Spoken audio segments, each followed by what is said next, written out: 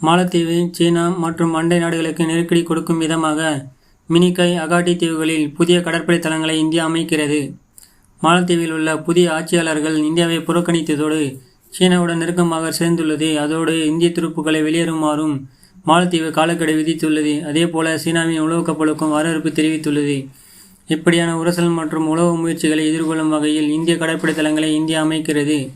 முன்னதாக மாலத்தீவு சுற்றுலா தளமாக மாற்றாக லட்சத்தீவுகள் மூலம் பிரதமர் மோடி கொடுத்த பதிலடியை அடுத்து புதிய கடற்படை தளங்களை நிர்மாணித்து தனது கடல் பாதுகாப்பை அதிகரித்துள்ளது. மினிகாய் கடற்படை தளத்தை திறப்பதற்காக மார்ச் 4 மற்றும் 5 ஆகிய தேதிகளில் இந்திய பாதுகாப்புத்துறை அமைச்சர் ராஜ்நாத் சிங் INS விக்ரமாதித்யா மற்றும் INS விக்ராந்த் போர்க்கப்பல்களை சோழியா பயணம் மேற்கொள்கிறார்.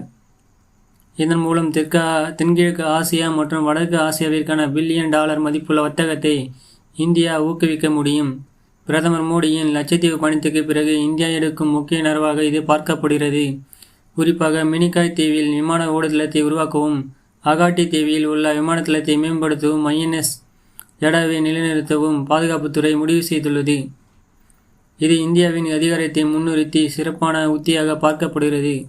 லட்சத்தீவு, மினிகாய் மற்றும் அந்தமான் மற்றும் நிக்கோபர் தீவுகளில் புவியியல் இருப்பிடம் இந்திய பெருங்கடலில் வேகமாக விரிவடையும் சீன கடற்படையின் சவால்களை எதிர்கொள்வதற்கு மிகவும் உறுதுணையாக இருக்கும் என்று கூறப்படுகிறது.